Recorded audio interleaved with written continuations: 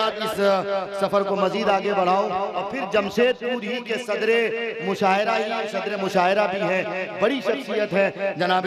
حضرت مولانا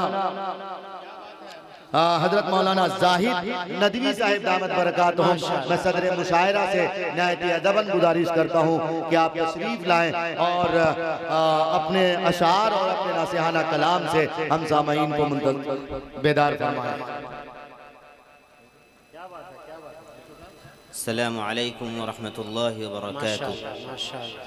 بسم اللہ الرحمن الرحیم، نحمده ونصلی علی رسولہ الکریم، اما بعد۔ سب سے پہلے ہم سبوں کو اللہ تعالیٰ کا شکر ادا کرنا چاہیے کہ محض اس کی توفیق سے ہم اور آپ نبی پاک صلی اللہ علیہ وسلم کی ذات اور ان کی نعت کی نسبت پر سجائی گئی اس محفل رنگ و نور میں شریک ہیں۔ اور شکریہ ادا کرتا ہوں اپنے دوست جناب قاری عابد حسین صاحب جمشید پوری اور ان کے مخلص و جفاکش رفقا کا، جنہوں نے مجھے آج کی اس محفل کا حصہ بنایا۔ خاص طور پر محترم جناب ناسک انصار بھائی صاحب کا شکر گزار ہوں، جو ڈائریکٹر ہیں نیشنل انڈسٹریل ٹیکنیکل انسٹیٹیوٹ کے اور فاؤنڈر ہیں امید نیتی ایجوکیشنل ٹرسٹ جمشید پور کے، اور آرگنائزر ہیں آج کے اس آل انڈیا نعتیہ مشاعرے کے۔ تعلیمی میدان میں وہ خدمات انجام دے رہے ہیں، بہت ہی قابل مبارکباد ہیں، اور ہم تمام شہر کے باشندوں سے یہ گزارش کریں گے کہ ہر تعلیمی کام میں، بلکہ قرآن مجید کا اصول تو یہ ہے اعوذ باللہ من الشیطان الرجیم وَتَعَاوَنُوا عَلَى الْبِرِّ وَالتَّقْوَى، کوئی بھی نیکی کا کام ہے اور تقوی کا کام ہے تو اس میں کوپریٹ کرو، وَلَا تَعَاوَنُوا عَلَى الْإِثْمِ وَالْعُدْوَانِ، اور گناہ کے کام میں اور سرکشی کے کام میں ہرگز کوپریٹ مت کرو۔ تو ہمیں، اور آج میں ایک بات نازک بات عرض کروں، ہمارے معاشرے میں کوپریشن کی ایک صورت جو اعلیٰ ترین صورت ہے وہ تو پائی ہی جاتی ہے، بہت سے لوگ اللہ کے توفیق یافتہ بندے مال سے جان سے کوپریٹ کرتے ہیں، لیکن میں ایک بات عرض کروں بہت ہی نازک سی جو ہمارے معاشرے میں آج رائج ہے کہ اگر ہم کسی اچھے کام پہ کرٹیسائز نہ کریں اور ادھر ادھر ان کے خلاف منفی بات نہ کریں تو یہ بھی بہت بڑا کوپریشن ہے۔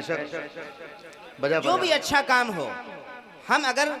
کوپریٹ نہیں کر سکتے ہیں تو کم سے کم خاموش رہیں تاکہ اچھے کام ہو سکیں اور اس کو فروغ دیا جا سکے۔ مشاعرہ ہو رہا ہے، مشاعرے کے حوالے سے چند باتیں جو ہمارے شہر سے تعلق رکھتی ہیں میں عرض کرنا چاہتا ہوں۔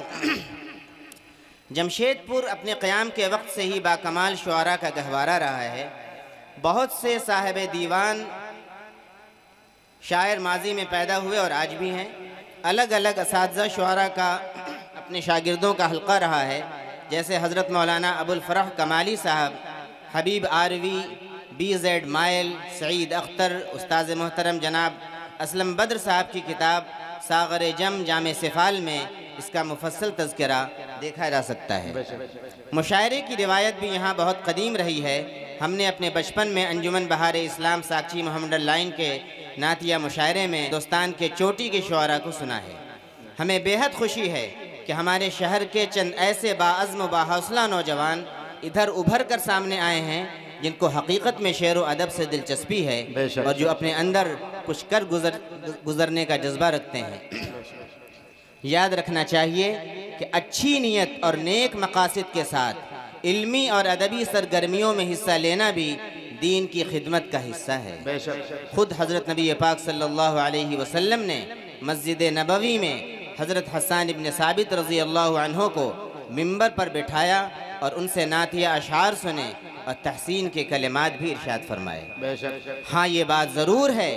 کہ ہمیں پیشہ ورانہ طریقوں سے احتراز کرنا چاہیے اور شہرت و نام و نمود سے اوپر اٹھ کر کام کرنا چاہیے۔ میں اپنے ان مخلص دوستوں کی ہمت مردانہ کو سلام کرتا ہوں اور آتش لکھنوی کے یہ اشعار ان کی نظر کرتا ہوں جو ہمارے والد گرامی حضرت مولانا حسین احمد صاحب عارف گیاوی رحمۃ اللہ علیہ، سابق امام جامع مسجد ساکچی جمشید پور، ایسے موقعوں پر برجستہ پڑھا کرتے تھے۔ ناسک بھائی آپ کے اور تمام ہمارے نوجوان کارکنان کے نام یہ شعر نظر ہے۔ سفر ہے شرط، سفر ہے شرط، مسافر نواز بہو تیرے، سفر ہے شرط، مسافر نواز بہو تیرے ہزارہا شجرے سایہ دار راہ میں ہے تھکے جو پاؤں تو چل سر کے بل نہ ٹھہر آتش تھکے جو پاؤں تو چل سر کے بل نہ ٹھہر آتش گلے مراد ہے منزل میں خار راہ میں ہے بہت بہت شکریہ کیا کہنے ہیں زندہ بار واہ بھائی واہ سبحان اللہ یہ تھے صدر مشاعرہ کم وقت میں تعارف نامے کے اعتبار سے بھی بہت سی باتیں کہیں جو ہم سب کے لیے قابل غور اور قابل فکر اور زندگی میں لانے والی باتیں تھی اللہ ہم سب کو عمل کی توفیق عطا کرے